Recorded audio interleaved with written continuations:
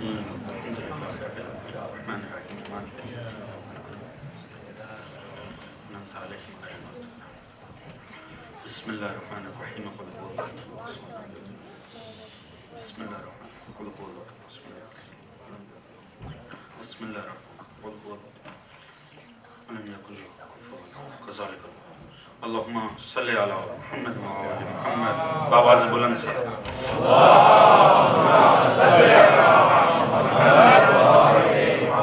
استغفر اللہ ربی واتوب اعوذ باللہ من الشیطان الرجیم بسم اللہ الرحمن الرحیم الحمد للہ رب العالمین الصلاة والسلام علی رسولہ الکریم ایہا المکی المدنی الامی صاحب وقار والسکینہ المدفون بعرض مدینہ ابی القاسم مصطفیٰ محمد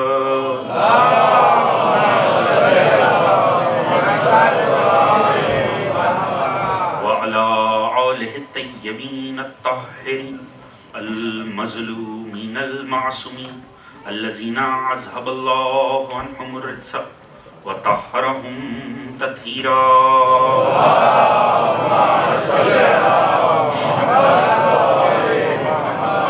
اما بعد فقد قال اللہ تعالی سبحانہ وتعالی فی قرآنہ المجید وفرقانہ الحمید وهو الكتاب المحکم وقولہ الحق بسم اللہ الرحمن الرحیم انما یرید اللہ لیذہب عنکم الرجس اہل البیت ویطہرکم تطہیرا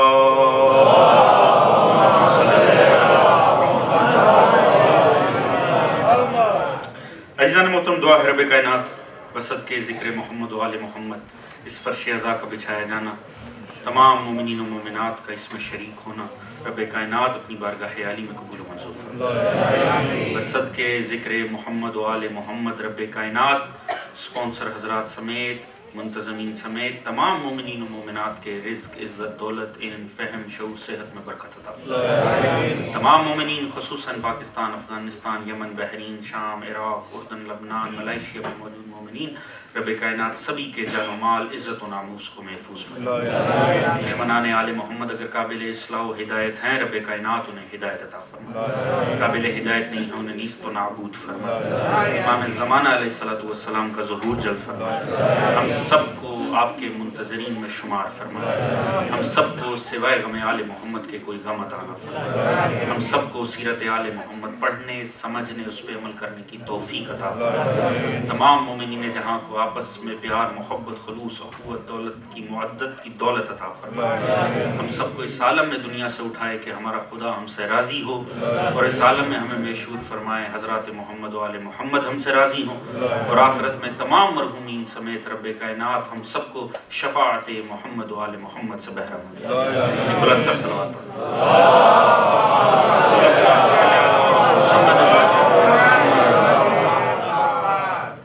عزیزان محترم، مجلس اعزا مخصوص ہے سیدہ خاتون جنت حضرت فاطمہ الزہرا سلام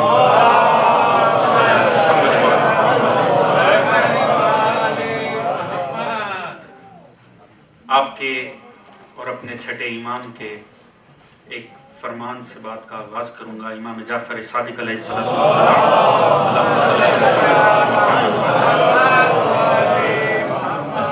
معصوم فرماتے ہیں، دیکھیے ہماری یہ جتنی بھی کاوشیں ہیں اور دین کے نام پہ انسان جتنی بھی کاوشیں کرتا ہے، جتنی اس کی کوششیں ہوتی ہیں، غرض یہ ہوتی ہے آخرت میں رب کائنات اسے اخروی کامیابیاں عطا کرے، اسے اپنی بہترین مخلوق جنت کے اندر مقیم کرے۔ امام صادق فرماتے ہیں کوئی شخص کہیں زندگی کے کسی حصے میں اگر خلوص سے دل سے 3 مرتبہ ہماری جدہ جناب سیدہ فاطمہ پر خلوص سے دل سے 3 مرتبہ صلوات پڑھے، میں جعفر صادق اس کی جنت کا ضامن ہوں۔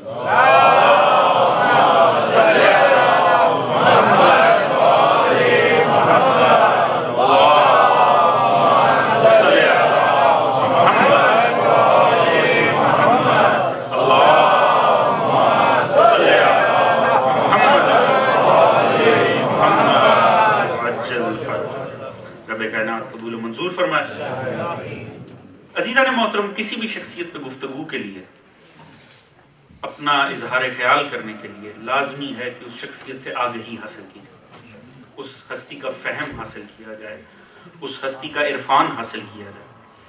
یہ چہاردہ معصومین کائنات عالم کی وہ عظیم المرتبت ہستیاں ہیں کہ جن کے متعلق کامل عرفان حاصل کرنے کا دعویٰ عقیدے کی مخالفت کرتا ہے، لہٰذا ممکن ہی نہیں ہے کہ کوئی انسان ان کی کامل معرفت کا دعویٰ کرے ان میں سے کسی ہستی کے متعلق۔ ہاں یہ ہے کہ انسان کو جو اللہ رب العزت نے فہم و فراست عطا کیا ہے اس کے مطابق حد الامکان انسان انہیں جاننے کی کوشش کرے۔ ہم نے یہ دیکھا تاریخ میں یہ ہستیاں ہو کر گزری، جو سلوک انسانیت نے ان ہستیوں سے اپنایا، جو رویہ رہا ان کا بھی، کہ جنہوں نے ان کے مذہبی مقام کو مانا ہی نہیں، تسلیم ہی نہیں کیا، اور ان کا بھی کہ جنہوں نے انہیں تسلیم کیا، ان کا بظاہر کلمہ پڑھا، ان کی تعلیمات پر ایمان لانے کا دعویٰ کیا۔ اسے مد نظر رکھ کے اس سلوک کو ہم یہ دعویٰ کر سکتے ہیں کہ دنیا بھی ان ہستیوں کو نہیں پہچانی، کم از کم دنیا میں جو پہچاننے کا حق تھا وہ بھی ادا نہیں کیا گیا۔ سرکار رسول اللہ کا عمومی طور پہ مسلمانوں نے کلمہ پڑھا، اسلام میں داخل ہونے کے لیے شرط ہے کہ توحید کے بعد رسالت کا کلمہ پڑھا، جو پڑھا جنہوں نے ان کا بھی سرکار رسول اللہ اور آپ کی تعلیمات سے جو سلوک روا ہے اسے دیکھ کر یہ پتہ چلتا ہے کہ بظاہر جو عرفان حاصل ہونا چاہیے وہ بھی نہیں۔ مگر بہرحال اللہ رب العزت نے جتنی بھی ہستیوں کو بھیجا اس لیے کہ انسان انہیں پہچانے، ان کی تعلیمات کو تسلیم کرے اور بعد میں ان تعلیمات کے اوپر چلے۔ انہیں نہیں تسلیم کیا گیا، مگر بہرحال میدان قیامت کو سجنا ہے، اور میدان قیامت وہ میدان ہے جو ان میں سے ہر ہستی کی حقیقت کو کھول کر بیان کر دے گا۔ جنہوں نے، انسانیت نے سرکار رسول اللہ کو تسلیم نہیں کیا، آپ کا کلمہ نہیں پڑھا، کل انسانیت کو خدا بروز محشر، میدان محشر میں بتائے گا کہ مقام محمد مصطفیٰ کیا تھا۔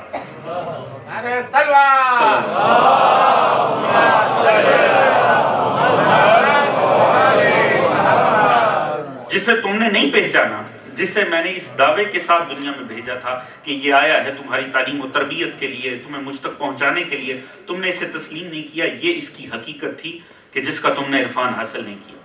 مولائے علی مرتضیٰ کہ جنہیں رسول خدا نے مقام غدیر پہ کل انسانیت کے سامنے، عالم اسلام کے سامنے اپنا وارث ڈکلیئر کر کے گئے، بار بار کیا، نہیں مسلمانوں نے تسلیم کیا۔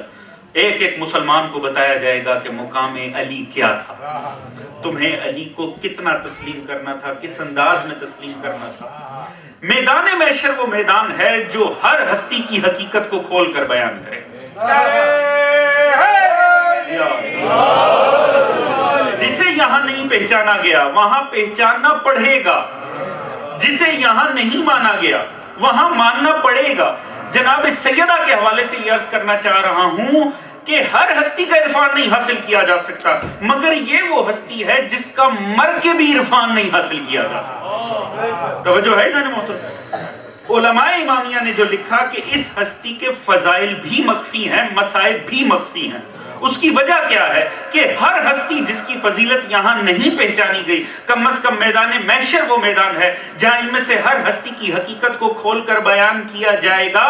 مگر مخلوقات میں واحد ہستی جناب سیدہ کی ہے کہ جب میدان محشر میں بھی آئے گی تو آواز آئے گی، نگاہوں کو نیچا کر لو، سروں کو جھکا لو، حتیٰ فاطمہ بنت محمد گزر جائیں۔ صرف دو ایسی ہستیاں ہیں جن کی میدان محشر بھی حقیقت نہیں کھول سکتا، یا خدا کی حقیقت نہیں بتا سکتا یا مخلوق خدا میں کنیز الہی زہرا کی حقیقت نہیں۔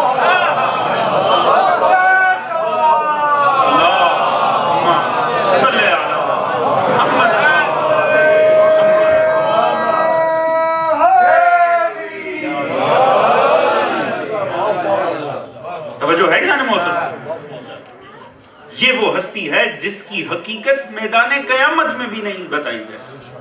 یہ وہ ہستی ہے، جس طرح یہ ہستی مخفی ہے اس کے فضائل بھی مخفی ہیں، جیسے فضائل مخفی ہیں ویسے مسائل بھی مخفی ہیں۔ لہٰذا اتنے عصمت کے پردے ڈلے ہوئے ہیں کہ اس ہستی کے چاروں طرف معصوم موجود ہے۔ جس گود میں پلی وہ بھی معصوم ہے، شوہر بھی معصوم ہے، جسے گود میں پال دیا وہ بھی معصوم ہے۔ عصمت کے اتنے پردے ڈلے ہوئے ہیں کہ ان کے پار نگاہیں جا ہی نہیں سکتی۔ ویسے بھی ہم دنیا میں بھی کسی کو پہچانتے ہیں تو کس انداز میں پہچانتے ہیں؟ کسی کو پہچاننے کے لیے، اس کا عرفان حاصل کرنے کے لیے لازم ہے اس کی کوئی سیرت سامنے، توجہ ہے جان محترم، ہم اس کے سیرت و کردار کے جوہر دیکھ کر اس کو پہچانتے ہیں۔ لازم ہے کہ اگر کسی کا علم تبھی سمجھ میں آتا ہے، کوئی ممبر پہ بیٹھ کر بولے تو اس کا علم عیاں ہوتا ہے، تلوار پکڑ کے میدان میں کھڑا نظر آئے تو شجاعت عیاں ہوتی ہے، اگر کوئی سخاوت کرتا نظر آئے، انفاق کرتا نظر آئے تو اس کی سخاوت عیاں ہوتی ہے۔ اب کیا ہے کہ یہاں معاملہ یہ ہے کہ عصمت کے پردے ہیں چاروں طرف، تو خدا ہمیں کچھ تو بتا، یا اللہ ہمیں کہیں سے اندازہ تو قائم ہو، ہم حق عرفان نہیں ادا کر سکتے، کچھ اندازہ ہی قائم کر لیں۔ رسول خدا نے مسئلہ ہی آسان کر دیا، فرمایا لولا ان تبارک و تعالی خلق امیر المومنین لفاطمہ ما کان لہا کفوا، اگر جناب علی کو، جناب امیر المومنین کو خدا خلق نہ کرتا واسطے فاطمہ کے تو فاطمہ کا کوئی کف ہی نہ ہوتا۔ علی ظہر الارض آدم من دون، اس زمین پر نہ آدم کی اولاد میں سے ہوتا نہ غیر آدم مخلوق میں ہوتا۔ اگر علی کو واسطے فاطمہ کے خدا نہ خلق کرتا، کیوں؟ یہ واحد کف ہے، کف اسے کہتے ہیں جو ہمسر ہو، جو برابر ہو، تو خدا نے مسئلہ آسان کر لیا۔ تم نے پہچاننا ہے زہرا کو، دیکھتے علی کو چلے جاؤ۔ تم نے علم زہرا پہچاننا ہے، علی کو ممبر پہ دیکھ لو۔ شجاعت زہرا دیکھنی ہے، علی کو میدان میں دیکھ لو۔ ثقافت زہرا دیکھنی ہے، علی کو انفاق میں دیکھ لو۔ دیکھتے مرتضیٰ کو چلے جاؤ، پہچانتے زہرا کو چلے جاؤ۔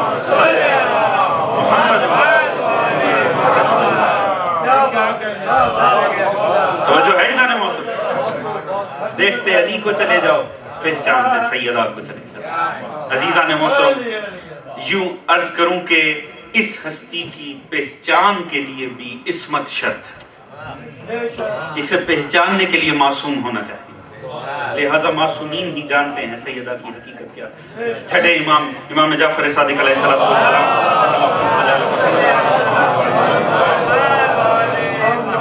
امام کا ایک اور فرمان، اور کیا آفاقی فرمان ہے خدا کی قسم، فرماتے ہیں ہم کائنات پر حجت ہیں، ہم کائنات پر حجت ہیں۔ اب آپ جانتے ہیں، آپ نے علماء سے سنتے ہیں، مجالس سنتے ہیں، صاحبان فہم بیٹھے ہیں کہ حجت کے معنی مفاہیم کیا ہے۔ کم از کم یہ کہ اگر وہ ہستی نہ ہو تو نظام خدا بن ہی نہیں سکتا، اگر وہ نہ ہو تو پھر چل بھی نہیں سکتا۔ ایک لمحے کے لیے حجت خدا اگر اس زمین سے ہٹ جائے تو پورے کا پورا نظام ختم ہو جائے۔ بمنزل روح ہے، جیسے روح بدن کے لیے حجت خدا نظام کائنات کے لیے حجت خدا۔ معصوم فرماتے ہیں ہم حجت ہیں، ہم حجت ہیں، یعنی کل خلائق پر ہم حجت ہیں، ہم پہ ہماری ماں زہرا حجت ہے۔ اللہ اکبر۔ معصوم ہی جانتے ہیں اس فرمان کی حقیقت کیا ہے، معصوم ہی جانتے ہیں اس فرمان کی گہرائی کیا ہے۔ ہم کائنات پر حجت ہیں، ہم پہ ہماری ماں زہرا حجت ہے۔ حجت وہ جو اس کائنات کی وجہ تخلیق ہے، کائنات کو وجہ تخلیق حجت ادا کرتی ہے، حجت کو وجہ تخلیق جناب زہرا ادا کر رہی ہے۔ الصاحب القطرہ نے نہیں لکھا، حدیث رسول، خدا تعالیٰ کا فرمان رسول نے سنا ہے، حدیث قدسی، لولاک لما خلقت الافلاق، حبیب آپ نہ ہوتے میں افلاق کو خلق ہی نہ کرتا، یعنی باعث ہیں افلاق کی تخلیق کے جناب سرکار رسول اللہ۔ لولاک لما خلقت الافلاق، آپ نہ ہوتے میں افلاق کو خلق نہ کرتا، ولولا علی لما خلقتو کا، اگر میں نے، محتاط ترین ترجمہ کروں گا، اگر میں نے علی کو خلق نہ کرنا ہوتا میں آپ کو بھی خلق نہ کرتا، وَلَوْلَا فَاطِمَةَ لَمَا خَلَقْتَكُمَا، اور اگر میں نے زہرا کو خلق نہ کرنا ہوتا نہ نبی آپ کو خلق کرتا نہ علی آپ کو خلق کرتا۔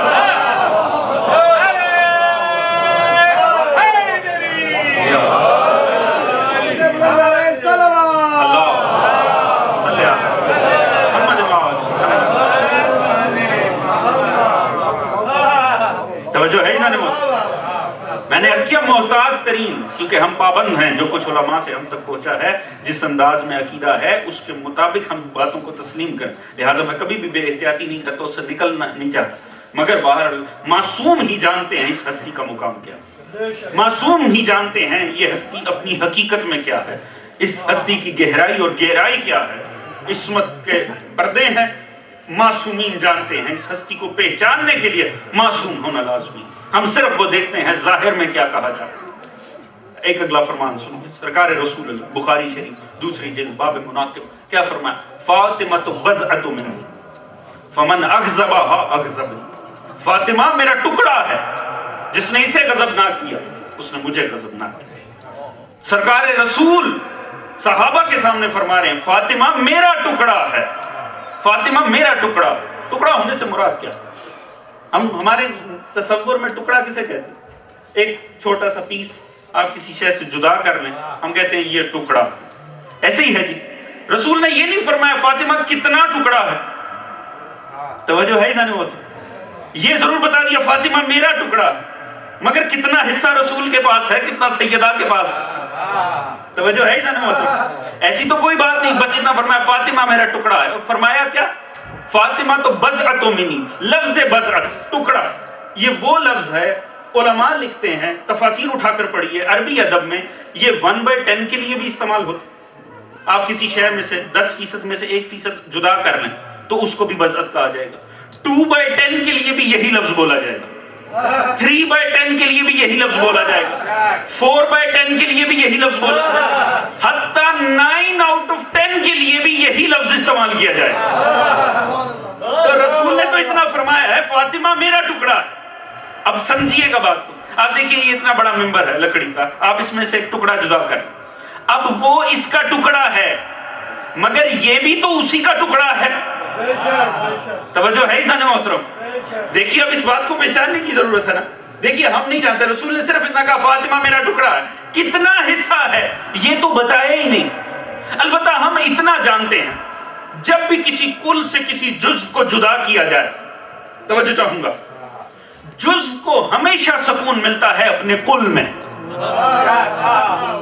توجہ چاہوں گا، بالیدہ فکر افراد موجود، یہاں بات ضائع ہو ہی نہیں سکتی، دیکھیے بڑی ہم عام فہم مثالیں آپ سنتے ہیں، عام فہم سی بات ہے، غبارے کو، فٹ بال کو پانی میں دبانے کی کوشش کریں، ایسا وہ کیا دب جائے گا پانی میں؟ پانی میں غرق ہوگا؟ نہیں، اچھل کے اوپر آ جائے گا، کیوں؟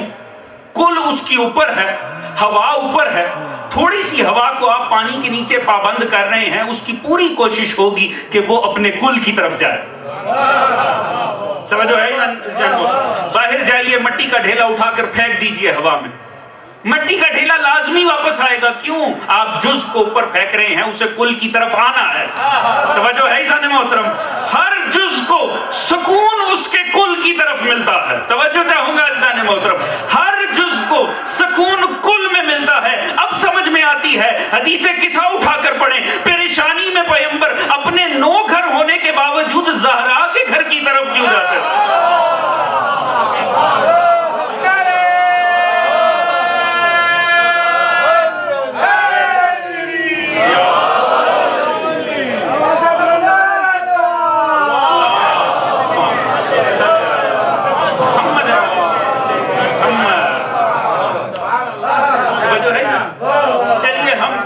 بہت ہی ظاہری بات کرتے ہیں، ظاہراً بھی تو چیزوں کو تولا جاتا ہے نا، ظاہراً بھی دیکھنا کس طرح وزن زیادہ ہے، کس طرح حجم زیادہ ہے، تول لیا جاتا ہے، ہاں ہوتا کیا ہے، جہاں زیادہ ہو، جہاں کم ہونا وہ بلند ہو جاتا ہے، میزان میں بھی ایسے ہی ہوتا ہے، جیسے ہی دونوں کو رکھا جاتا ہے، جہاں کم ہوتا ہے وہ بلند ہو جاتا ہے، توجہ ہے عزیزان محترم، ہم عمومی طور پہ بھی تولے تو ایسے ہی ہوتا ہے، جہاں کم ہو وہ بلند ہو جاتا ہے۔ خدا کی قسم، علی جیسے ہستی، علی وہ ہستی ہے کہ جس کے تحت ہے فاطمہ، توجہ ہے عزیزان محترم، اس عالم دنیا میں علی کے امیر المومنین کو مولا علی کہتے ہیں، پر علی کے آنے پہ رسول کھڑے نہیں ہوتے تھے، زہرا جیسے ہی قریب آتی تھی رسول کھڑے ہو کر بتاتے تھے کل کس طرف ہے، جز کس طرف ہے۔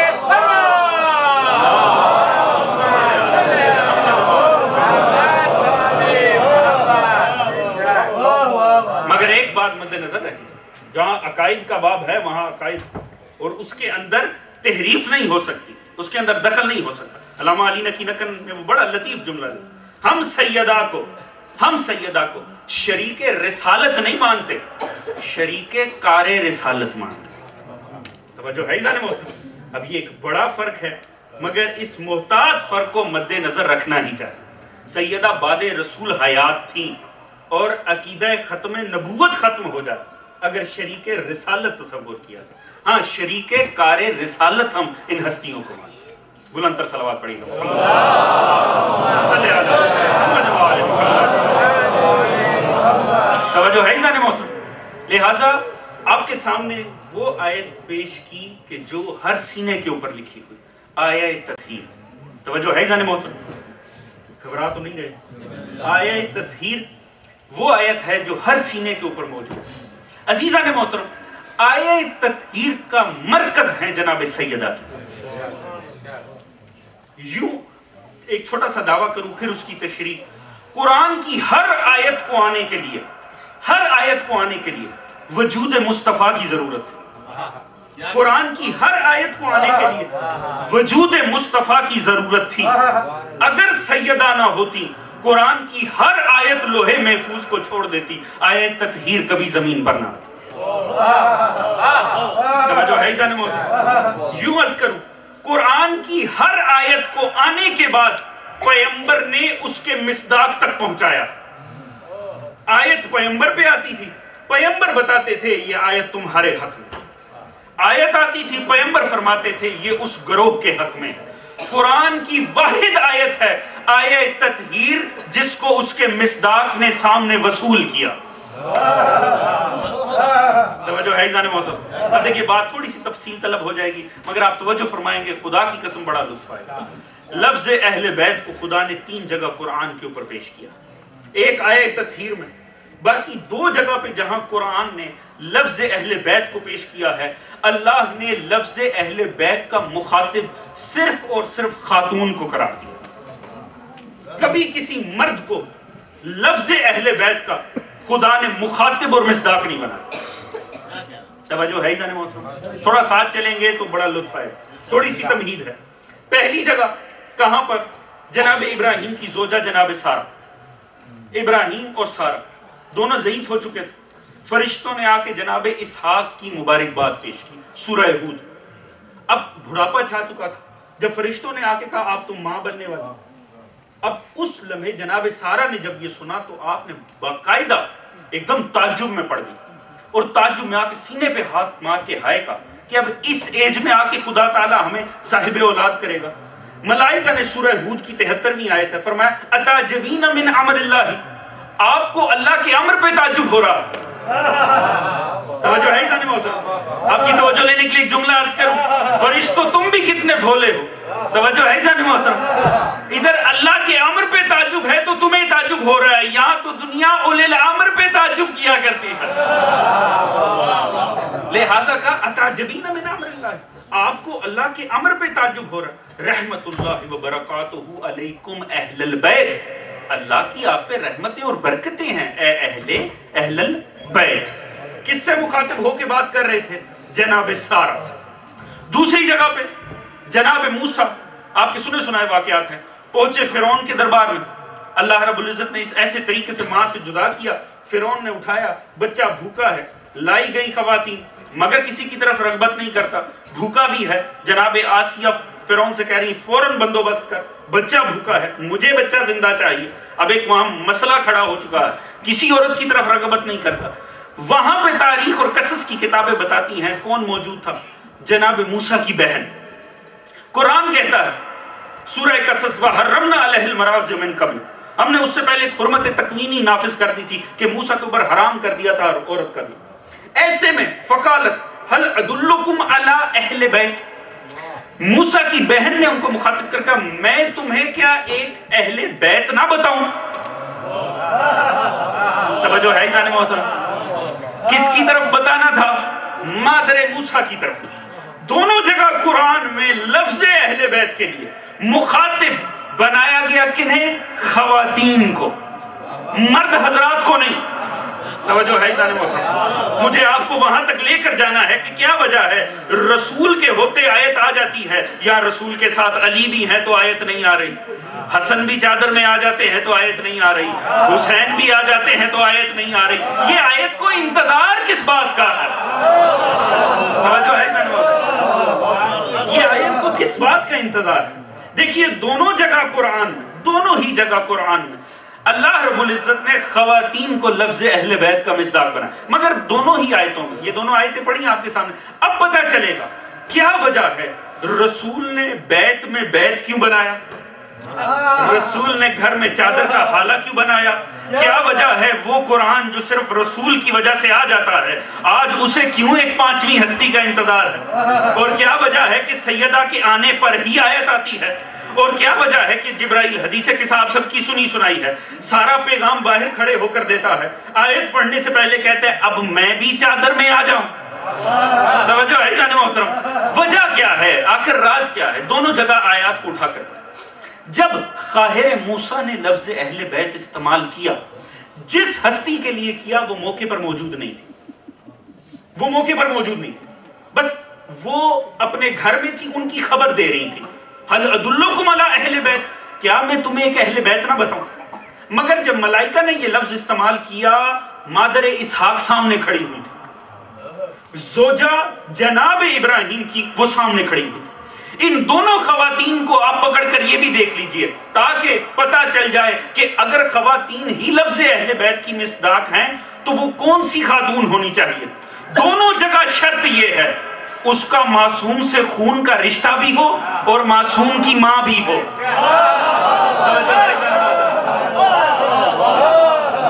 دونوں جگہ یہ باریکی موجود. دیکھیے ابراہیم کی دو ازواج جناب ہاجرہ سارہ.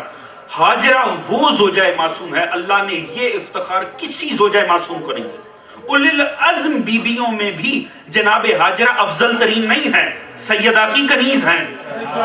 توجہ ہے عزیزان محترم؟ جناب سید، بلکہ میں ہمیشہ یہ جملہ عرض کیا کرتا ہوں کہ اللہ نے جتنی بھی مقدس ہستیوں کا ہمیں عرفان دکھا، جتنی مقدس ہستیوں سے ہمارا قرآن و حدیث میں تعارف کروایا نا، جناب مریم، جناب آسیہ، جناب حوا، ان کی ایک ہی وجہ تھی، خدا انسانیت کو ذہنی طور پہ جناب زہرا کی عظمت کے لیے تیار کر رہا. یہ معاشرہ آدم سے آج تک خواتین کی اتنی اہمیت کا قائل نہیں رہا، خدا نے وہ صرف مقدمہ بنائی بیبیاں جناب زہرا کی آمد کی. توجہ ہے جانے محترم؟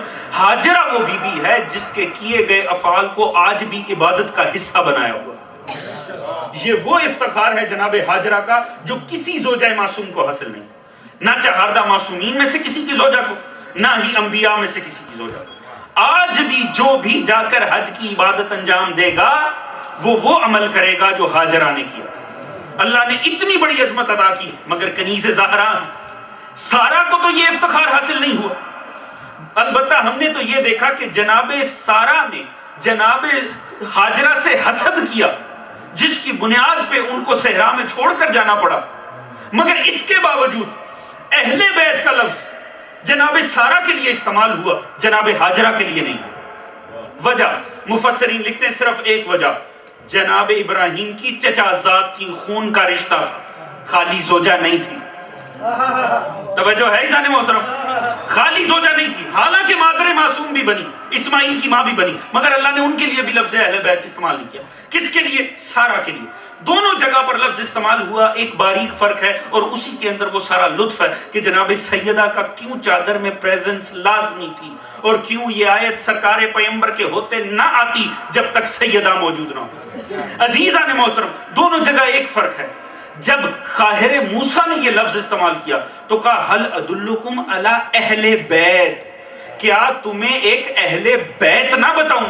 مگر جب ملائکہ نے استعمال کیا جناب سارہ کے لیے تو فرمایا کہ اتعجبین من امر اللہ، آپ کو اللہ کے امر پہ تعجب ہو رہا ہے. رحمت اللہ وبرکاتہ علیکم اہل البیت، آپ پر اللہ کی رحمتیں اور برکتیں ہیں اے اہل البیت. وہاں لفظ استعمال ہوا اہل بیت، یہاں لفظ استعمال ہوا اہل البیت. بیچ میں الف لام کا اضافہ ہے. یہ الف لام کیوں لگا؟ یہ الف لام کرتا کیا ہے؟ یہ مخصوص کر دیتا. آپ کہتے ہیں یوما کوئی سا دن، الیوما کوئی دن نہیں، آج کا دن. خدا کی قسم یہ بات پہنچ گئی، بڑا لطف آئے گا. توجہ چاہوں گا. الف لام کیا کرتا ہے؟ مخصوص کر دیتا ہے. کسی اور کی بات نہیں ہو رہی، اس کی بات ہو رہی. توجہ ہے جان محترم؟ بھئی ڈے کوئی سا دن ہو سکتا ہے، ٹوڈے کہہ دیا جائے تو اب کوئی دن نہیں ہوگا، آج کا دن. یوما کوئی سا دن، الف لام لگ جائے، الیوما کسی اور دن نہیں، آج کے دن. اہل بیت پتہ نہیں، سامنے نہیں ہے، کسی کی بات ہو رہی ہے. اہل البیت چونکہ سارا سامنے موجود تھی، لہٰذا ملائکہ ان کی طرف اشارہ کر کے کہہ رہے تھے آپ پہ اللہ کی برکتیں ہیں اے وہ اہل بیت جو سامنے موجود ہو. توجہ ہے جان محترم؟ اب سمجھیے کیوں رسول نے چادر بنائی گھر کے اندر.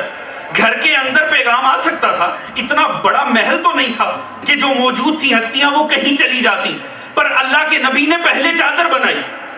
چادر بنانے کے بعد جبرائیل آتا ہے، گھر جا کے حدیث قصہ پڑھیے گا، اس نے سارا عظمت پنجتن کا قصیدہ باہر کھڑے ہو کر پڑھا کہ خدا کہتا ہے انی ما خلقت السماء مبنیۃ ولا ارضا مدحیۃ ولا قمرا منیرا ولا شمسا مضیۃ ولا فلکا یضر ولا بحر یجری ولا فلکا یسیر. سبھی کچھ باہر کھڑے ہو کر پڑھا. صرف آیت پڑھنے سے پہلے کہتا ہے سرکار اب اجازت ہے میں اندر آ جاؤں. توجہ ہے جان محترم؟ جب سارا پیغام باہر دیا ہے آیت بھی باہر پڑھ دے، مگر کیوں نہیں پڑھنی؟ آیت کو پڑھ کر اندازہ کریں. انما یرید اللہ لیذھب عنکم الرجس. اہل بیت، توجہ ہے جان محترم؟ اہل البیت کوئی اور نہیں، اشارہ کرنا تھا. جو اہل بیت ہیں ان کی طرف اشارہ کرنا تھا. اگر باہر کھڑے ہو کر پڑھ دیتا تو پھر جو بھی نبی کے گھر میں ہوتی کہہ دیتی میں بھی تو موجود تھی. توجہ ہے جان محترم؟ اس نے کہا میں اندر آ جاؤں.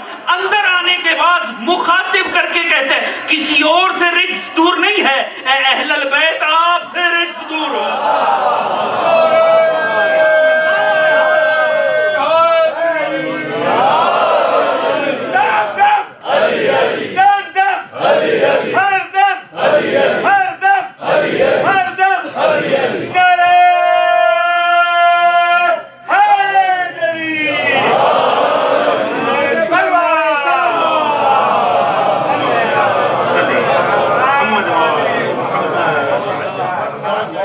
توجہ ہے جان محترم؟ چونکہ صرف خاتون کو مخاطب کر کے یہ لفظ لازم تھا خاتون موجود ہو، اور الف لام کا تقاضا تھا ملائکہ اشارہ کر کے بتائیں. جبرائیل اشارہ کرے کہ بی بی آپ کے لیے خدا یہ کہہ رہا ہے، کسی اور کے لیے. اسی لیے میں نے عرض کیا کہ قرآن کی ہر آیت کے آنے کے لیے سرکار رسالت کا وجود ہی کافی تھا، مگر آیت تطہیر کو آنے کے لیے لازم تھا کوئی مقدس خاتون پاس موجود ہو جسے جبرائیل اشارہ کر کے یہ کہے آپ سے خدا یہ بات کر رہا. توجہ ہے جان محترم؟ اور اسی لیے بی بی نے کیا جملہ استعمال کیا؟ حدیث قصہ اٹھا کر پڑھیے گا. فلما اکتملنا جمیعا تحت القصہ. بی بی ہر کسی کو بھیجتی رہی، یہ نہیں کہا کہ ہم چادر میں کامل ہو گئے. جب خود آئیں چادر میں پھر فرمایا فلما اکتملنا جمیعا. یہ نہیں کہ ہم سب جمع ہو گئے چادر میں، جب ہم کامل ہو گئے چادر میں. توجہ ہے جان محترم؟ بڑی باریک سی بات ہے، لطف آئے گا. جب ہم کامل ہو گئے، پیغمبر تھے کامل نہیں تھے. توجہ ہے جان محترم؟ علی چادر میں تھے کاملیت نہیں آئی، حسن حسین آئے کاملیت نہیں آئی. جیسی زہرا چادر میں آئی اب فرماتی ہیں جب ہم چادر میں کامل ہو گئے. توجہ ہے جان محترم؟ اب سمجھ میں آتا ہے جو آ کر نبوت کو کامل کرے اسے محمد مصطفیٰ کہتے ہیں، جس کی ولایت دین کو کامل کرے اسے علی المرتضیٰ کہتے ہیں، اور جس کا وجود محمد اور علی کو کامل کر دے اسے فاطمہ زہرا کہتے ہیں.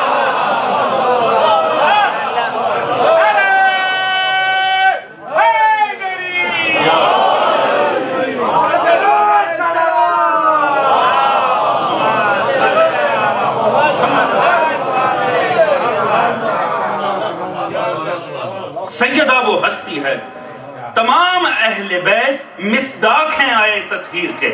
سیدہ زہرا مخاطب ہیں آئے تطہیر. اس فرق کو سمجھیے گا. تمام حضرات اہل بیت مصداق ہیں آئے تطہیر کے، جناب سیدہ مخاطب ہیں آئے تطہیر کی. لفظ اہل البیت سے مراد جناب زہرا کی ذات ہے. آپ کی طرف اشارہ کر کے اس آیت میں کہا گیا. اور خدا کا ارادہ کیا؟ خدا نے دو ہی تو باتیں کی. خدا نے فرمایا میرا یہ ارادہ ہے رزق کو تم سے دور رکھنا ہے اور ایسے پاک رکھنا ہے جیسے رکھنے کا حق ہے. توجہ ہے جان محترم؟ آپ جا کر اٹھا کر پڑھیں رزق کسے کہتے ہیں، طہارت کسے کہتے ہیں. ہر کتاب میں اس کی ڈیفینیشن بھی ملے گی، وہ چیزیں بھی بتائی جائیں گی. یہ چیز طہارت ہے، یہ چیز نجاست ہے. خدا کی قسم اس ایک جملے کے اندر پوری مجلس کا لطف موجود ہے. جا کر دیکھیے کیٹیگریز بنی ہوئی ہیں فقہ کی کتابوں میں. اس شے کو طہارت کہتے ہیں، اس شے کو نجاست کہتے ہیں. مگر ہمارے لیے تو اس آیت نے مسئلہ ہی حل کر دیا ہے. وجود زہرا کے ذریعے وجود زہرا کو سامنے رکھ کے کہا گیا اللہ کا ارادہ ہے آپ سے رزق کو دور رکھنا ہے اور ایسا پاک رکھنا ہے جیسے رکھنے کا حق ہے. اب ہم کتابیں اٹھا کر تھوڑی پڑھیں گے کہ کس کس شے کو رزق کہا جاتا ہے. ہم تو تاریخ اٹھا کر پڑھیں گے. اب جس کو زہرا سے دور دیکھیں گے اس پہ نجاست کی مہر لگاتے ہیں.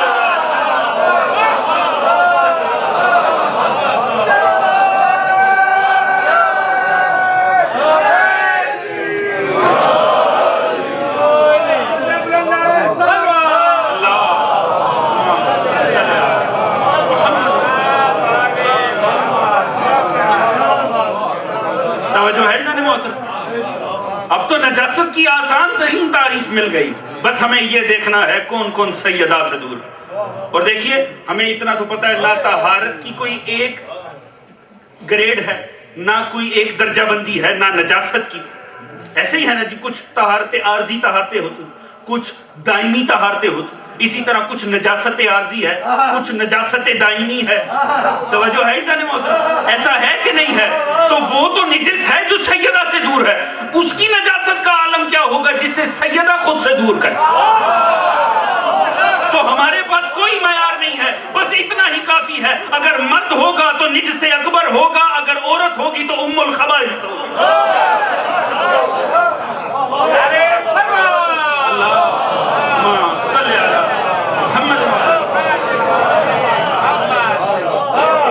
خدا کہتا ہے میرا ارادہ ہے نجاست کو تم سے دور رکھنا. اب یہ خدا کا ارادہ دیکھیے، ہمیشہ ارادے کی قوت صاحب ارادہ کی طاقت پر ہوتی ہے. ایک چیز کا میں کہوں یہ میرا ارادہ ہے یہ کرنا ہے، میری طاقت پر محیط ہے. جتنی طاقت ہوگی میں کہوں میرا ارادہ ہے چھت کو میں سنبھال لوں، مذاکرہ خیز ہو جائے گا. کیوں؟ پتہ ہے میری توانائیاں اجازت نہیں دیتی. کیوں؟ جیسا جو دعویٰ کرے اس صاحب دعویٰ کو دیکھا جائے. ارادہ کس کا ہے؟ خدا کہتا ہے میرا ارادہ ہے. میں کون ہوں؟ علی کل شیء قدیر. اب ممکن کیسے ہے کوئی نجاست پاس آ جائے؟ اگر آپ کی توجہ ہو تو ایک جملہ عرض کر دوں. ارادہ ہی کیا ہے؟ الفاظ ہی بڑے لطیف ہیں. میرا یہ ارادہ ہے نجاست کو تم سے دور رکھنا ہے. میرا خدا کا ارادہ ہے نجاست کو آپ سے دور رکھنا ہے، نجاست کو آپ سے دور رکھنا ہے. کمال ہو گیا، تاریخ کے کئی معزز اس غلط فہمی میں دنیا چھوڑ گئے. ہم اپنی مرضی سے اہل بیت سے دور ہیں، وہ کیا جانے یہ تو خدا کا ارادہ تھا نجاست کو ان سے دور رکھنا.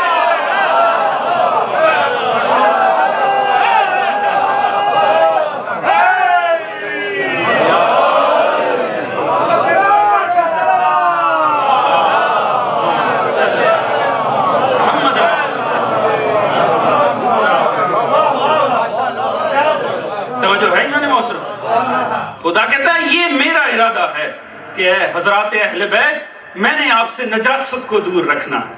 اور دیکھیے دور رکھنا ہے، خدا نے معیار ہی کوئی نہیں دیا. کتنا دور رکھنا، کیسے دور رکھنا ہے، کب تک دور رکھنا ہے. خدا نے یہ نہیں اگر میں نے اتنا دور رکھنا ہے، معیار ہو جاتا اچھا اتنا فاصلہ ہے نجاست اور اہل بیت کا. توجہ ہے جانے محترم؟ ویسے یہ بھی بڑی لطیف بات ہے. آپ قرآن میں اٹھا کے اس آیت کو پڑھیں، کہیں لکھی ہو تو پڑھیں. آپ دیکھیں گے کہ خدا کا ارادہ کیا ہے؟ نجاست کو اہل بیت سے دور رکھنے کا. مگر خدا تعالیٰ نے اسی آیت کے اندر الفاظ کی ترتیب بندی کیا رکھی؟ قرآن صرف اپنے معنی و مفاہیم میں ہی رموز نہیں رکھتا، الفاظ کی ترتیب میں بھی رموز رکھتا. توجہ ہے سن محترم؟ الفاظ کی کیا فرمایا؟ انما یرید اللہ لیذھب عنکم الرجس اہل البیت. توجہ ہے سن محترم؟ بات کہاں جا کے ختم ہو رہی؟ اہل بیت کے اوپر جا کے ختم ہو رہی. پھر اس کے بعد کہتا ہے اور ایسے اتنا پاک جتنا رکھنے کا حق. اسی آیت کے اندر جس میں اپنا ارادہ بتا رہا ہے کہ نجاست کو آپ سے دور رکھنا ہے، اس آیت میں لفظ رجس اور لفظ اہل بیت ساتھ ساتھ استعمال ہو رہا ہے. توجہ ہے جانے محترم، آیت تھی کوئی لکھا ہوا پڑھ لیں، آپ خود سے اپنے ذہن میں ریکال کریں. آپ دیکھیے لفظ رجس اور لفظ اہل بیت ظاہراً لفظ ساتھ ساتھ ہیں. آیت کا مفہوم یہ ہے نجاست مرتی مر جائے ان کے پاس نہیں آ سکتی. توجہ ہے جانے محترم، ظاہر میں لفظ رجس اہل بیت کے ساتھ ہے، مگر حقیقت یہ ہے کہ کچھ ہو جائے پاس نہیں آ سکتی. توجہ ہے جانے محترم، بس تاریخ میں بھی یہی مسئلہ ہے، ساتھ موجود دیکھ کے غلط فہمی کا شکار نہ ہونا. نجس مرتا مر جائے ان کے پاس نہیں آ سکتا.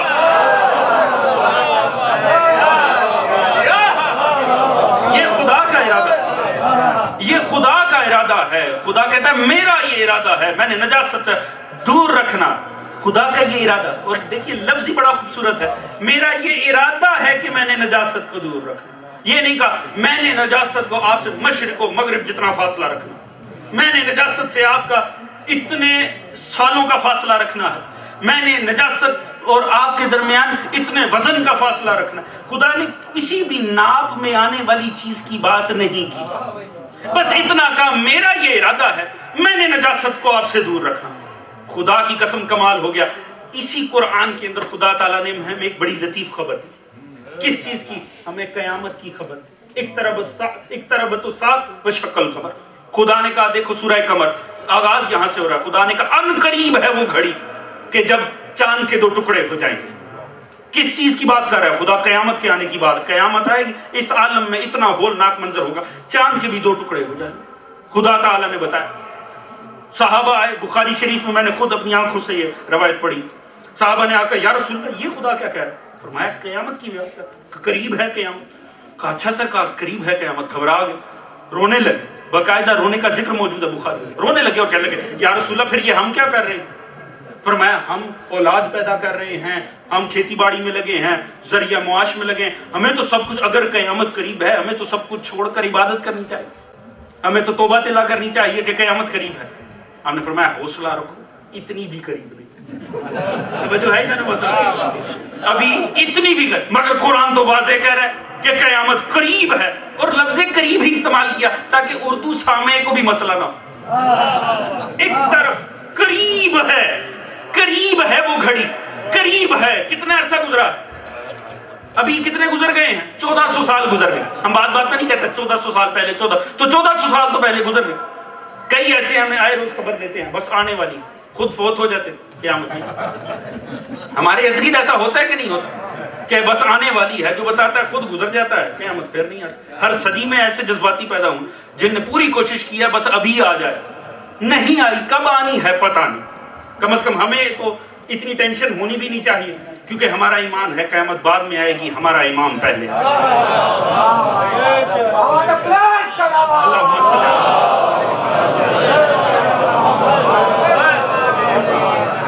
توجہ ہے جانے محترم، جتنی ٹینشن قیامت کے آنے کی لیتے ہیں اتنی امام کی آمد کی لینی چاہیے.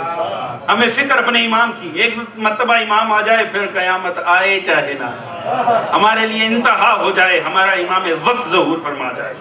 اور ہمیں یہ پتا ہے امام تب آئیں گے جب ہمارے اعمال اس بات کی اجازت دیں گے، ہمارے اعمال ہمیں اس قابل بنائیں گے کہ ہم صاحب امام ہو سکیں. تو یہ تو ہمارے لیے خدا جانے ہم نے خود ہی سہولت بنا رکھی، نہ ہم خود سدھریں گے، نہ وہ حالات پیدا ہوں گے، نہ مولا. توجہ ہے جانے محترم، اس بات پہ فکر ہونی چاہیے انسان کو. ہم وہ ماحول تو بنائیں، خدا کو بتائیں تو صحیح ہم صاحب امام بننے کے قابل ہوں گے. پھر وقت کا امام کیوں نہیں آئے گا؟ مگر جو بھی ہے خدا نے تو کہا تھا قریب ہے. 1400 سال گزر گئے، نہیں آئی. آگے کتنا عرصہ کوئی خبر نہیں دے سکتا. عزیز جملہ عرض کروں، اگر آپ کی توجہ ہوگی خدا کی قسم اس میں لطف آ جائے گا. خدا نے کیا کہا؟ اے اہل بیت میرا یہ ارادہ ہے نجاست کو تم سے دور رکھوں. اسی خدا نے کہا کہ دیکھو ان قریب ہے وہ گھڑی، 1400 سال گزر گئے ابھی نہیں آئی، کب آنا ہے پتہ نہیں.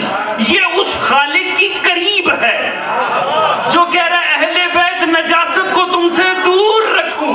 اللہ جانے کتنی نجاست دور ہے، کتنے طاہر ہیں اہل بیت، جس کی قریب اتنی قریب ہے اس کی دور کتنی دور ہو. توجہ ہے جانے محترم، جس کا تصور قربت اتنا وسیع ہے وہ دوری کا تصور پھر کہاں ہو. اہل بیت میرا یہ ارادہ ہے نجاست کو تم سے دور رکھنا، اور کیا کرنا ہے، اور ایسے پاک و پاکیزہ رکھوں جیسے رکھنے کا حق ہے۔ خدا کی قسم، جیسے پہلے بھی استعارہ استعمال کیا، یہاں پر بھی استعارہ ہے۔ یہ نہیں کہا کتنا پاک کروں، نہیں، یہاں بھی نہیں بتایا، یہاں پر بھی حد بندی نہیں کی، کہا بس جیسے رکھنے کا حق ہے۔ اب جب بھی کوئی کہتا ہے نا میں یہ کام ایسے کروں گا جیسے کرنے کا حق ہے، ساری توجہ اس کی صلاحیت کی طرف جاتی ہے۔ توجہ ہے جان محترم، دیکھیے بڑے شعراء بیٹھے، کوئی شاعر کہے میں آج ایسے تقریر کروں گا جیسے کرنے کا حق ہے، وہ حق شاید وہ اس لیول کو بھی نہ میچ ہو سکے جو ایک خطیب کے پڑھنے کی۔ میں بطور خطیب یہ دعویٰ کروں میں آج ایسے اشعار کہوں گا جیسے کہنے کا حق ہے، مگر وہ معیار اتنا بھی نہیں ہو سکے گا کہ جو کوئی عمومی شاعر کر سکتا۔ کیوں؟ کیونکہ یہ نہیں دیکھا جاتا دعویٰ کیا ہے، یہ دیکھا جاتا ہے کون کر رہا ہے۔ توجہ ہے جان محترم، خدا تعالی حق کی بات وہ بھی خدا کر رہا، میں ایسے پاک و پاکیزہ رکھوں جیسے رکھنے کا حق ہے۔ کون؟ خدا۔ صلاحیتیں کس کی؟ خدا کی۔ اب ہم یہ کیوں تاریخ اٹھا کر پڑھیں کہاں کہاں پاک رہے؟ توجہ ہے جان محترم، ہمیں انہیں نہیں دیکھنا، ہمیں خدا کو دیکھنا ہے، خدا کتنا حق ادا کر سکتا ہے۔ اب اہل بیت کی عصمت کا تعلق خدا کی صلاحیتوں کے ساتھ ہے۔ توجہ ہے جان محترم، اب اہل بیت کی عصمت کو نہیں دیکھنا، ہم نے خدا کی طاقت اور ہمت کو دیکھنا۔ نہ اس کی صلاحیت میں کمی آ سکتی ہے، نہ طہارت ان سے جدا ہو سکتی ہے۔ اور کیا ہی خوبصورت بات ہے، یہ بھی آخر کو کوشش، یہ وہ آیات ہیں جن کے اوپر قبضے کی بڑی کوششیں کی گئی، پوری طرح کوشش کی گئی ہے اول تو اہل بیت کو نکال ہی دیا جائے، لہٰذا باقاعدہ ٹرم پیدا ہو گئی اہل بیت حدیثی، اہل بیت قرآنی۔ یہ جو اہل بیت قرآنی ہیں یہ اور ہیں، اور یہ جو پنجتن جنہیں ہم مانتے ہیں یہ اہل بیت حدیثی ہیں۔ تعجب کی بات ہے، حدیث اور قرآن میں فرعون ایک ہی ہے، قرآن و حدیث میں شیطان ایک ہی ہے، قرآن و حدیث میں نمرود ایک ہی ہے۔ توجہ ہے جان محترم، اہل بیت سے اتنی دشمنی ٹھہری، قرآن کے اہل بیت اور ہو گئے، حدیث کے اور ہو گئے، جبکہ رسول نے فرمایا تھا میری کوئی حدیث تم تک پہنچے قرآن سے ملاؤ، اگر مل جائے رکھو، نہیں تو دیوار پہ دے مارو، کہ کسی جھوٹے نے مجھ سے جھوٹ منسوخ کیا۔ اور یہاں دو اصطلاحیں بن گئی، یہ قرآن بیت قرآنی ہے، یہ قرآن بیت حدیثی ہیں۔ مگر عزیز دیکھیے خدا تعالیٰ نے اس معاملے کو کتنا آسان فرمایا، اور جہاں اس کے معاملات الگ کیے وہاں یہاں اب انہیں تو نکالا جا نہیں سکتا تھا کیونکہ ان کو بٹھا کے آیت لائی گئی تھی۔ ہاں اتنا کہہ دیا، ہاں کم از کم اب سے پاک ہو گئے، اب خدا اپنے ارادے کا اظہار کر رہا ہے، پہلے ویسے ہی تھے جیسے دوسرے تھے۔ جب آیت اب آئی ہے تو پھر پاک بھی ابھی سے ہوئے۔ اور یہ بڑے ہی ہمارے پاکستان کے ایک بڑے کمال عالم دین گزرے ہیں، خطیب گزرے ہیں، بزرگ حضرات جانتے ہوں گے، علامہ اظہر حسن زیدی صاحب، ان کا جملہ ہے، امانت نہیں آپ کے سامنے عرض کر رہا ہوں۔ کسی نے ان سے ویسے ہی سوال کیا، ان سے کہا کہ آغا صاحب یہ جب سے وضو کا حکم خدا نے دیا تبھی سے واجب ہوا؟ کہا ہاں تبھی سے واجب ہوا۔ کہا سرکار یہ جب سے اللہ نے نماز کی آیتیں اتاری یہ وہی سے نماز واجب ہوئی؟ انہوں نے کہا ہاں تبھی سے پڑھنی شروع ہوئی۔ تو کہا کہ تو جب آیت تطہیر آئی یقیناً اہل بیت تب سے پاک ہوئے۔ توجہ ہے جانے محترم، آپ نے سوالی کے ذہن کو فالو کیا، کیا کہنا چاہ رہا عصمت اہل بیت کے اوپر ذرا کہا تو اس کا مطلب ہے جب آیت تطہیر آئی تبھی سے پاک ہوئے۔ انہوں نے فرمایا ہاں بات تو ٹھیک ہے مگر بتاؤ تو صحیح، خدا نے قرآن میں فرمایا قل هو اللہ احد، کیا جب کہا اللہ تب سے احد ہوا یا پہلے سے تھا؟ کہا سرکار پہلے سے تھا۔ کہا جیسے ویسے اعلان کر رہا تھا اب یہاں بھی اعلان کر رہا ہے، یہ صرف اور صرف اعلان کر رہا ہے۔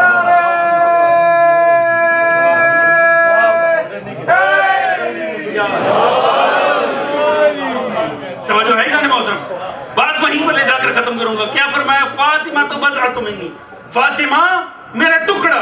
رسول نے فرمایا فاطمہ میرا ٹکڑا۔ عزیزان محترم، میں نے آپ کے سامنے عرض کیا نجاست ہو چاہے طہارت ہو کوئی ایک کیٹیگری نہیں رکھتی، ہم نے دو کیٹیگریز کے اندر تقسیم کیا ہوا ہے، پھر اس کو مزید ہم اس کو سب ڈیوائیڈ کرتے چلے جاتے ہیں۔ کیا نجاست کے لیے بھی نجاست عارضی، نجاست حقیقی، اسی طرح طہارت عارضی، طہارت حقیقی۔ نجاست عارضی کیا ہے؟ خون کپڑے کے اوپر خون لگا ہو، یہ نجاست عارضی، ایسی نجاست ہے جسے دور کیا جا سکتا۔ نجاست حقیقی کیا ہے؟ کفر، شرک، پانی سے دھویا نہیں جا سکتا۔ توجہ ہے جناب محترم؟ طہارت کیا ہے؟ طہارت عارضی بھی ہے، طہارت حقیقی۔ طہارت عارضی کیا ہے؟ پانی، ایسے ہی ہے جی، طہارت عارضی ہے پانی۔ نجاست عارضی کو دور کرنے کے لیے طہارت عارضی ہونا کافی ہے۔ اگر نجاست عارضی ہو تو اسے طہارت عارضی دور کر دیتی ہے۔ خون لگا کپڑے کے اوپر، آپ پاک پانی سے دھو دیں، طہارت عارضی نے نجاست عارضی کو دور کر دی۔ اب نجاست حقیقی ہو یا نجاست دائمی کفر، آپ کعبہ کی چھت پہ لے جا کر آب زمزم سے خادم حرمین شریفین کے مقدس ہاتھوں سے دھلوائیں۔ توجہ ہے جناب محترم؟ ان کے پاکیزہ ہاتھوں سے آپ دھلوائیں، تب بھی نجاست زائل نہیں ہوگی۔ کیوں؟ کیونکہ نجاست دائمی و حقیقی ہے۔ کفر کس طرح سے دور ہوگی؟ اس کے لیے طہارت حقیقی کی ضرورت ہے۔ کس طرح سے دور ہوگی؟ آپ اس کافر کو کوڑے کے ڈھیر پر پھینک دیں، وہاں پڑے پڑے وہ کہہ دے لا الہ الا اللہ محمد الرسول اللہ، اشہد ان لا الہ الا اللہ کہنے سے بھی دور ہوگی؟ نہیں دور ہوگی۔ جیسے کہے گا نا اشہد ان محمد الرسول اللہ، جیسے ہی ذہن میں رکھیے گا فاطمہ تو بس تو منی، پورا لطف آئے گا خدا کی قسم۔ آخری بات کرنے جا رہا ہوں۔ اب کیا ہے؟ جیسے کہے گا نا اشہد ان محمد الرسول اللہ، ادھر نام مصطفیٰ لبوں پہ آئے گا۔ توجہ ہے؟ خدا جانے کتنی طہارت ہے اسم محمد میں۔ اسم محمد کی طہارت کا اندازہ کریں۔ جیسے یہ مقدس اور پاکیزہ اور طاہر نام اس کی زبان پر آئے گا، بیٹھے بیٹھے کوڑے کے ڈھیر پر بھی وہ پاک ہو جائے۔ کیوں؟ اب اس کی زبان پہ جو آیا ہے وہ طہارت دائمی ہے، وہ طہارت حقیقی ہے۔ اب اس کی زبان پر اسم محمد آ گیا ہے۔ عزیز ذرا غور کیجئے گا، فاطمہ تو بذت منی، اسم محمد کی یہ طہارت ہے۔ توجہ ہے جان محترم؟ اسم محمد میں بھی اتنی طہارت ہے کہ نجاست دائمی کو دور کر دیتا ہے۔ جس کے اسم میں اتنی طہارت ہے، اس کے جسم میں کتنی طہارت ہو، اور جس کے جسم کی طہارت کا عالم نہیں جانا جا سکتا، وہ کہہ رہا ہے لحمہم لحمی دمہم دمی۔ اللہ جانے وہ فاطمہ کتنی پاک ہوگی جس کا لہو محمد کا لہو۔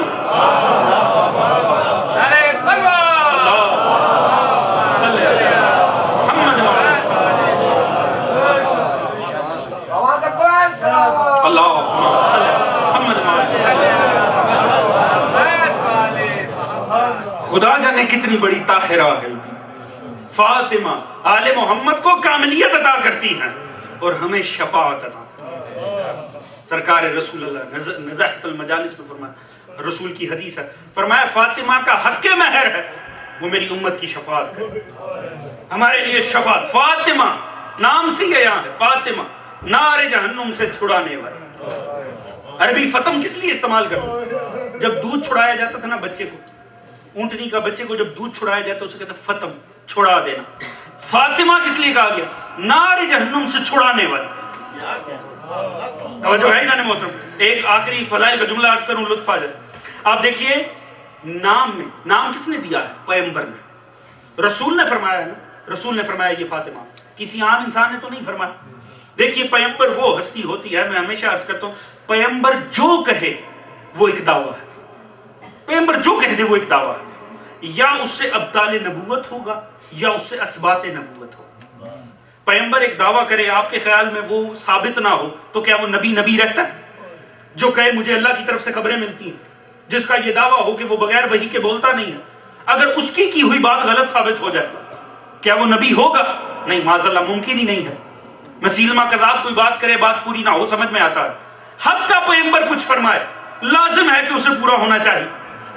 ہوتا کیا تھا، جو اصحاب کے، پوری توجہ چاہوں گا، اصحاب کے یہاں بچے ہوتے تھے نا، صحابہ کے یہاں بچے پیدا ہوتے تھے، لے کے رسول کے پاس آتے تھے، یا رسول اللہ اسے نام دے دیجئے۔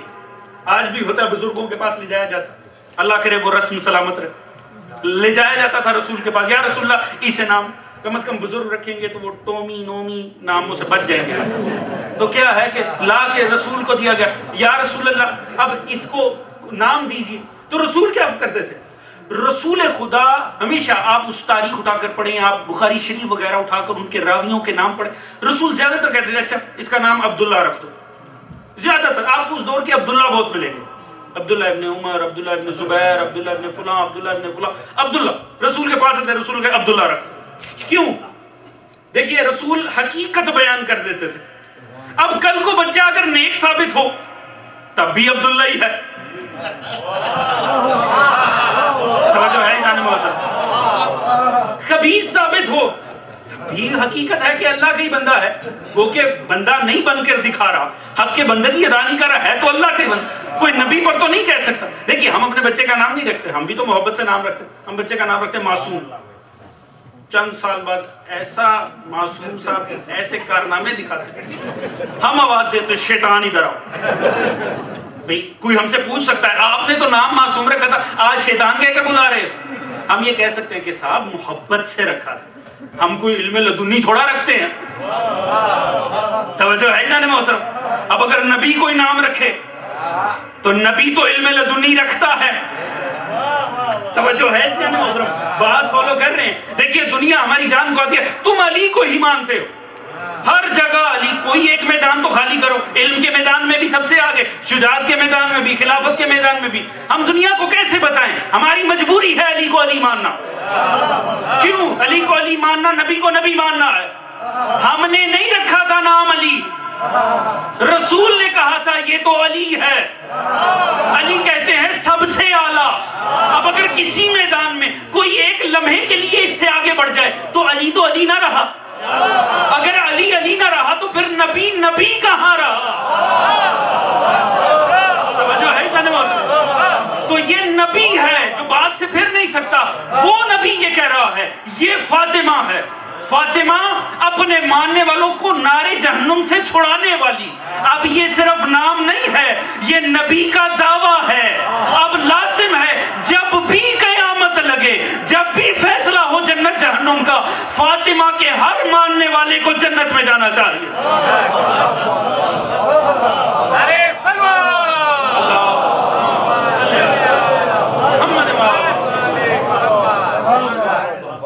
ایک لمحے کے لیے بھی اگر اس بی بی کا کوئی ماننے والا جہنم میں چلا جائے کس کا دعویٰ باطل ہوگا؟ توجہ ہے جانے محترم؟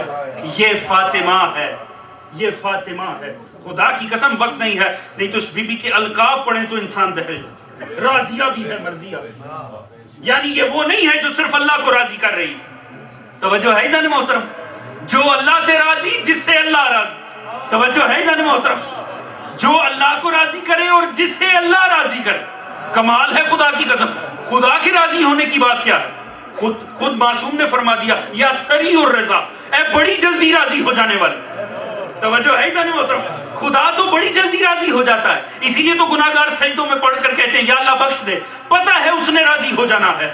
ہر شخص کی کوشش ہوتی اللہ راضی ہو جائے. اب سمجھیے زہرا کون ہے؟ کل خلائی کوشش کرتی ہے میرا اللہ راضی ہو جائے. اللہ رب العزت کہتا ہے میری زہرا راضی ہو جائے. کیا مقام ہوگا جناب زہرا. مگر ایک بات عزیز، بے شک اس میں کوئی شک نہیں ہے کہ مقصد پیغمبر، دعوی پیغمبر تب سچا ہو جب زہرا کا ہر ماننے والا، مگر زہرا کا ماننے والا. بڑی مختصر حدیثیں ہیں جناب سیدہ نے جو پیش کی، ان میں سے ایک حدیث تبرکن پیش کر کے بات ختم کروں گا. بی بی نے رسول کی حدیث سنائی اور فرمایا، یہ جناب سیدہ نے روایت کی. بڑی چنیدہ روایتیں ہیں جو جناب سیدہ سے امت تک پہنچی.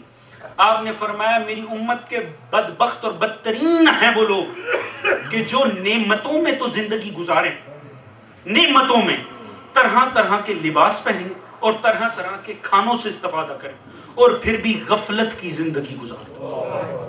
بدترین ہیں میری امت کے وہ لوگ. یہ جناب زہرا کی روایت ہے. عزیز اب یہ وہ دو کیٹیگری سیدہ نے بیان کی ہیں جن میں سے مجھ پہ، آپ پہ، ہر کسی پہ اس کا اطلاق ہوتا. مختلف رنگوں کے کپڑے پہننا آج ہمارے پاس ہر رنگ کا، ہر موسم کا، ہر فنکشن کا، ہر وہ موجود ہے. کون ہوگا یہاں پر جو مختلف لباس نہیں رکھتا؟ اور مختلف ذائقہ کھانوں سے استفادہ کرتا. ہمارے ہر وقت کا کھانا پچھلے سے مختلف ہوتا. 2 وقت ہم ایک سا کھانا کھا نہیں سکتے. تو اس کا مطلب ہے اس کیٹیگری کے اوپر تو ہم کامل بیٹھ رہے ہیں. بدبخت ہیں وہ لوگ جو یہ دونوں کیٹیگریز کے اوپر پورے اترتے ہوں اور پھر غفلت میں زندگی گزارتے ہیں۔ غفلت کا مطلب کیا ہے؟ یہ آپ کو آپ کا نفس سمجھا دے، یا آپ کو آپ کا اگر مومن ہے تو ضمیر سمجھا دے، اس کی تشریح کی ضرورت ہی نہیں۔ ہر انسان خود ہی اپنے آپ کو شیشے میں کھڑا ہو کر دیکھ لے۔ جو سیدہ نے 1400 سال پہلے کہا تھا میں اس کیٹیگری کے اوپر پورا اترتا ہوں، کہ یہ تو نہیں ہے کہ فجر ظہر عصر مغرب گزرتا جا رہا ہے، وقت گزر، زندگی ماہ و سال گزرتے چلے جا رہے ہیں، پتہ ہی نہیں۔ یہ جناب زہرا نے بتایا، زہرا ہر کسی کو لے کر جائیں گی جنت۔ فرمایا بی بی نے میں تب تک جاؤں گی نہیں جنت۔ یہ دعویٰ کسی ہستی نے نہیں کی، کسی ہستی نے یہ سہولت اپنے ماننے والوں کو نہیں دی، جناب زہرا نے۔ اور کب کہا؟ جب حسین کی ولادت پہ باپ سے پوچھا، بابا پھر اس کو روئے گا کون؟ اللہ ایک قوم پیدا کرے گا جس کے جوان اس کے جوان، جس کے بوڑھے اس کے بوڑھے، جس کے بچے، جس کی عورتیں اس کی عورتیں۔ اس نے فرمایا بابا میں بیٹھ جاؤں گی جنت کے ساتھ، میں تب تک نہیں اندر جاؤں گی جب تک ایک ایک شخص نہیں جائے۔ مگر اسی بی بی نے یہ بھی فرمایا، لہٰذا اس بات پر بھی پوری توجہ رہے، خدا کی قسم کسی پیغمبر کے جانے کے بعد اس کی آل کے حوالے سے ایسے آسمان نے رنگ نہیں بدلا جیسے جناب زہرا کے لیے رنگ۔ پیغمبر کیا اٹھے دنیا سے، جناب زہرا کی خوشیاں اٹھے۔ امام صادق فرماتے ہیں بعد رسول کسی نے جناب زہرا کو نہیں دیکھا مگر یہ کہ آنکھوں میں آنسو ہو، سر کے اوپر ایک پٹی بندی، پٹی باندھ رکھی ہو سر، اور رو رو کر کہہ رہی ہوں ہائے بابا ہائے بابا۔ اس عالم میں حسن و حسین گھر میں آتے تھے نا، بی بی عالم میں بیٹھ کے رو رہی ہوتی تھی اس عالم میں، تو رو کر پوچھتی تھی بچوں کیا تم اب اس دروازے سے کبھی اپنے نانا کو آتے ہوئے دیکھو گے کہ وہ آئیں اور تمہارا احترام کریں؟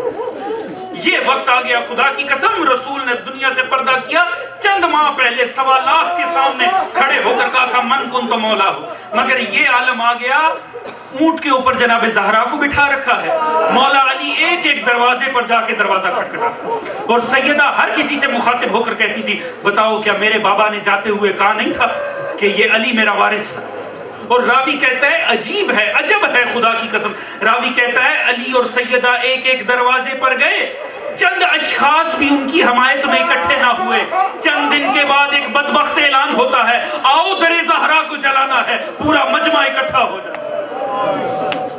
کیسے آسمان نے رنگ بدلا خدا کی قسم، کس انداز میں وہ وقت آتا ہے۔ جناب زہرا نے دیکھا علی گھر میں داخل، ایک مرتبہ روتے ہوئے کہا یا علی میں نے سنا ہے لوگ آپ کو سلام نہیں کرتے۔ عزیز جناب علی و بطول، خدا کی قسم میں اکثر کہتا ہوں حقیقی مصائب ان دو ہستیوں کے، جناب علی اور بطول کائنات کے مظلوم ترین ہستیاں، صابر ترین، باقی جتنی ہستیوں کے مصائب ہیں ان کے مصائب کی تشریح۔ جب علی و بطول کا مصائب آگے بڑھتا ہے علی کی جگہ حسن لے لیتے ہیں، کبھی علی کی جگہ حسین لے لیتے ہیں، کبھی حسین کی جگہ اصغر لے لیتے ہیں، اکبر لے لیتے ہیں، اور جناب زہرا کی مصیبت بڑھتی ہے، کبھی زہرا کی جگہ زینب آ جاتی ہے، کبھی زینب کی جگہ سکینہ آ جاتی ہے۔ خدا کی قسم روتے ہوئے کہا یا علی میں نے سنا لوگ آپ کو سلام نہیں کرتے۔ ایک مرتبہ تڑپ کے کہا بنت پیغمبر کافی ہوتا اگر لوگ سلام نہیں کرتے، یہاں تو عالم یہ ہے میں سلام کرتا ہوں لوگ جواب نہیں۔ بی بی حق مانگنے گئی دربار میں، کسی نبی کی بیٹی کو بعد پیغمبر اپنے حق کے لیے اس نبی کے 100 کارڈ ہی صحیح مگر وارث کے سامنے کھڑا نہیں ہونا پڑا۔ مگر فرق اتنا پڑا 18 سال بی بی کا سن تھا جب بی بی گئی ہے اپنا حق مانگنے کے۔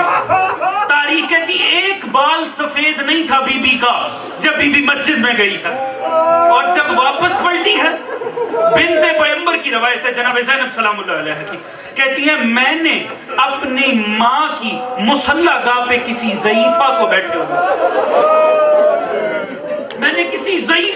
ہوئے مخاطب کر کے کہا بی بی تجھے نماز پڑھنی ہے میں تجھے الگ سے مصلی دیتی ہوں، یہ میری ماں کا مصلی ہے۔ ایک مرتبہ چہرے سے نقاب کو ہٹا کر کہا بیٹی زینب تیری ماں زہرا ہو جائے۔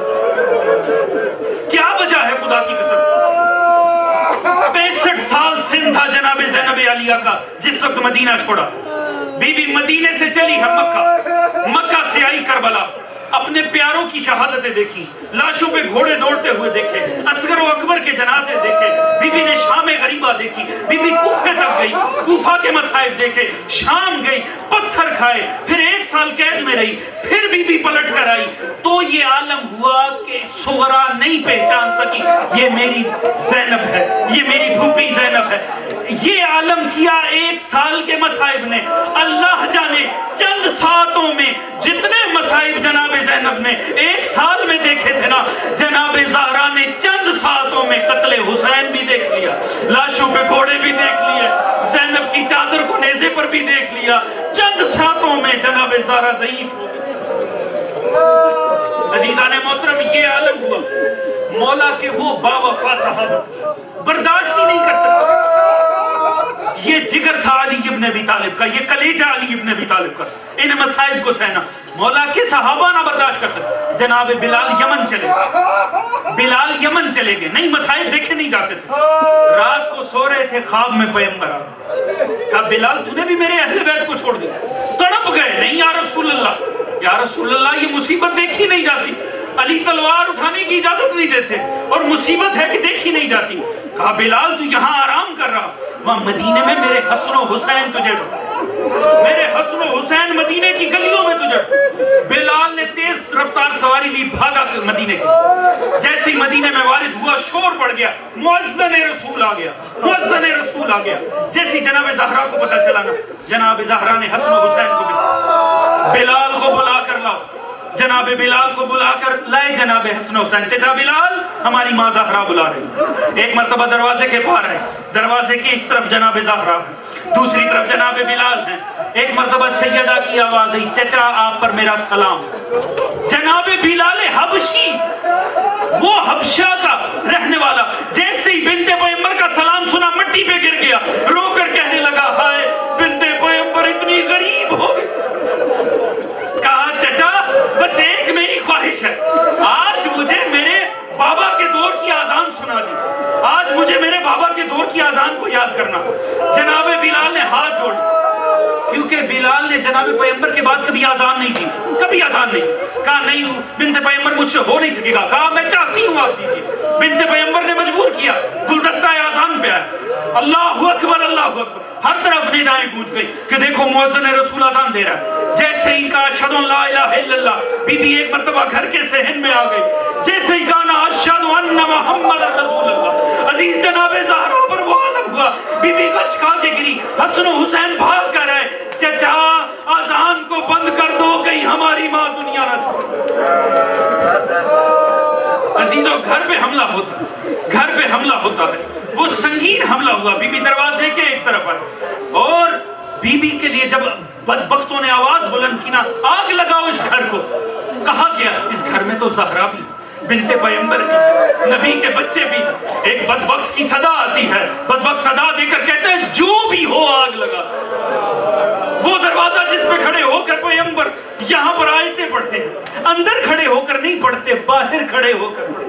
اگر اندر کھڑے ہو کر پڑھتے کہا جا سکتا تھا برکت کے لیے پڑھ، باہر کھڑے ہو کر پڑھتے ہیں، ہر گزرنے والا دیکھ لے یہ طہارت کی اماجدہ ہے، یہ در رسول ہے۔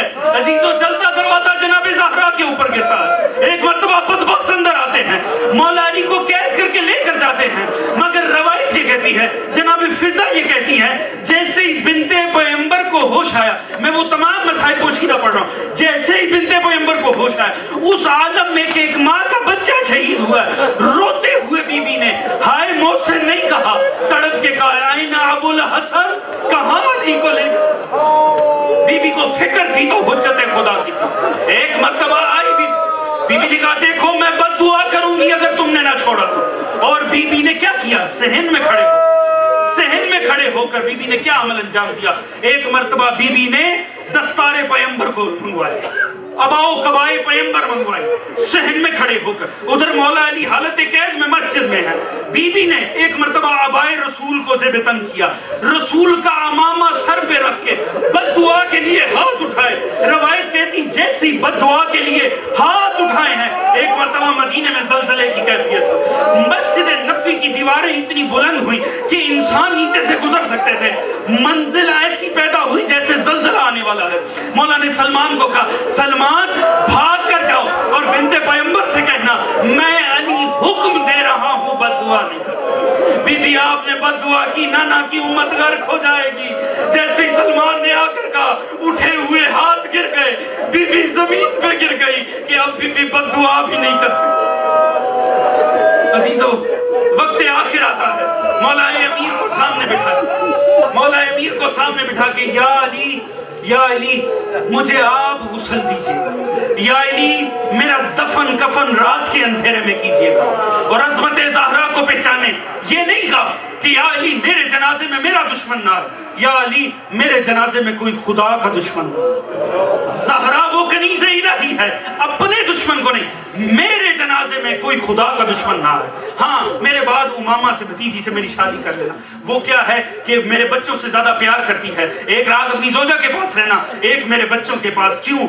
मेरे बच्चों को बड़ी जरूरत है। खुदा मेरे बाद मेरे बच्चों का ख्याल करना, मेरे हसन और हुसैन का ख्याल करना, मैं इनसे साए मादर उठ जाएगा तो इनका ख्याल करना। और अब तड़प के बीबी ने दो ऐसे जुमले कहे हैं जिन पे इंसान मर जाए खुदा की कसम। और कम से कम तमाम सादात के लिए ये जुमला, ये तमाम सादात के लिए किसी बड़ी मुसीबत से कम नहीं है। ज़हरा वक्त आखिर तमाम अपनी औलाद को याद करके कहती हैं, या अली कयामत तक आने वाली मेरी औलाद को मेरा सलाम। वक्त आखिर बीबी कह रही है, कयामत तक आने वाली मेरी औलाद को मेरा सलाम कह, या अली। और इसके बाद बीबी ने कैसा अमल किया, अली तड़प गए, अली जैसा शहंशाह तड़प गया, हाथ जोड़ कर कहा, या अली आपके साथ रहते हुए अगर कोई गलती सरजद हो मुझे माफ कर दो। एक मर्तबा अली जैसा शहंशाह तड़प उठा, रो कर कहा, बिन्ते पैगंबर खुदा का वास्ता जब जाना ना बाबा के पास तो मेरी शिकायत ना करना कि मेरे हाथ तो मेरे आका बांध गए थे। अजीजों, रात के वक्त दफनाया गया, रात के वक्त गुस्ल दिया गया। आलम गुस्ल में अली की धाड़े बुलंद हुई। मैंने अर्ज किया जैसे फजाइल मख्फी है वैसे मसाइब मख्फी है। ये अली जानता है ज़हरा कौन से दुख लेकर जा रही है।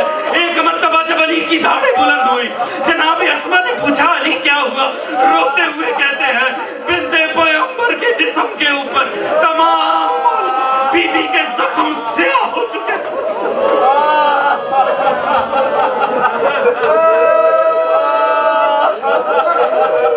तुम्हें गुस्सा